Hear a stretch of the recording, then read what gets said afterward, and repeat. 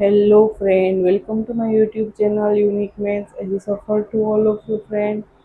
Today we discussing Tata Higher Secondary Mains of Mathematics Subjects 2026 8 ઓગસ્ટની જે exam લેવાયેલ છે મેન્સની એના પેપર સોલ્યુશન વિશે વાત કરીશું, જેમની અંદર 5 માર્કના પ્રશ્નોનું સોલ્યુશન કરીશું. 4 માર્ક, 2 માર્ક અને 1 માર્કના પ્રશ્નો આપણે લાઈવની અંદર સોલ્યુશન કરી ચૂક્યા છીએ. તો આજે આપણે 5 માર્કના ઓલરેડી 2 પ્રશ્નોનું સોલ્યુશન તો કરી ચૂક્યા છે. પ્રશ્ન 3થી સ્ટાર્ટ કરીશું. એની પહેલાં વિદ્યાર્થી મિત્રો હજુ સુધી વિડીયોને લાઇક નથી કર્યો, હરી અપ વિડીયોને લાઇક કરી દો, चैनल सब्सक्राइब कर दो, बिकॉज ऐसे ही न्यू वीडियो की नोटिफिकेशन आपको मिल रहा है. So move on our question. Question is that સંકલનનો પ્રશ્ન છે. સંકલન મેળવવાનું છે 0 થી π/4 log 1 + 10x dx નું મૂલ્ય મેળવો. એકદમ ઇઝી છે, પણ જો એટ અ ટાઈમ એક્ઝામની અંદર આપણને સ્ટ્રાઇક થઈ જાય તો આ એકદમ ઇઝી પ્રશ્ન છે. 0 થી π/4 log 1 + 10x dx. બરાબર, અહીંયા જે આપણે એક પ્રમેય છે એનો ઉપયોગ કરીશું અને મોસ્ટ ઓફલી અન્ય સંકલનને આપણે આ રીતે જ પ્રશ્ન સોલ્વ થાય છે. a - x વાળો જે પ્રમેય છે એનો ઉપયોગ કરીશું. અહીંયા 10 જે છે એ x ની બદલે શું થઈ જશે, a - x, એટલે π/4 - x dx. અને અહીંયા રીઝન લખવું હોય તો પણ લખી શકાય કે 0 થી a f(x) dx વિધેયનું જો સંકલન કરવાનું થાય તો આપણે આ એનું વિધેય પ્રમેય છે એનો ઉપયોગ કરીએ છીએ, આ ટાઈપનો પ્રમેયનો, અને જે છે પ્રશ્ન સોલ્વ કરીશું. અહીંયા થશે i બરાબર 0 થી π/4 log 1 + 10 a - x - y, એટલે 10 π/4 એટલે 1 થઈ જાય. Directly we can write here 1 - 10x upon 1 + 10x અને dx આવું કહી શકે. બરાબર, હવે 1 + 10x ને લસા લઈએ તો શું થાય, i બરાબર 0 થી π/4 log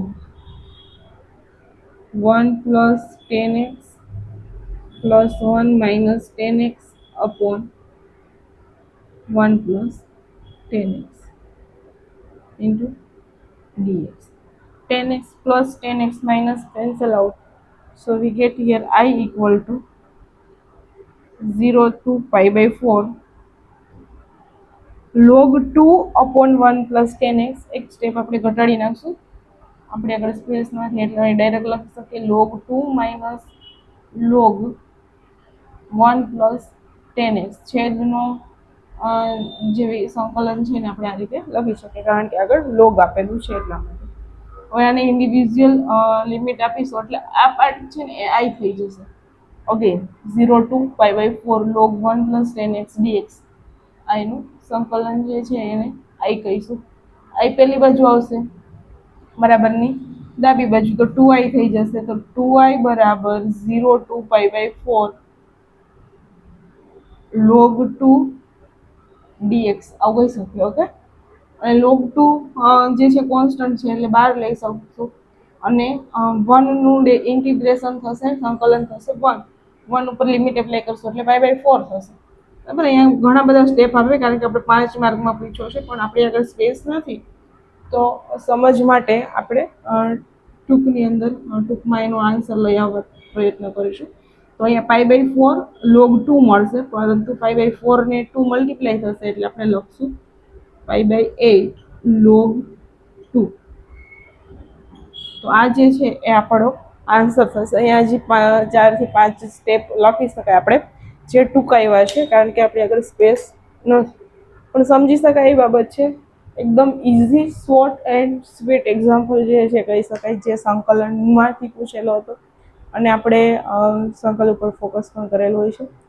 તો આવું ઇઝી કહી શકાય એવું પેપર હતું, મોડરેટ પેપર હતું. અને જે નેક્સ્ટ ક્વેશ્ચન છે આપણે नेक्स्ट वीडियो ની અંદર જોઈશું. सो अवेयर सेज दैट गाइस, अभी तो वीडियो को लाइक नहीं किया है, हर एक वीडियो को लाइक कर दीजिए, चैनल को सब्सक्राइब कर दीजिए.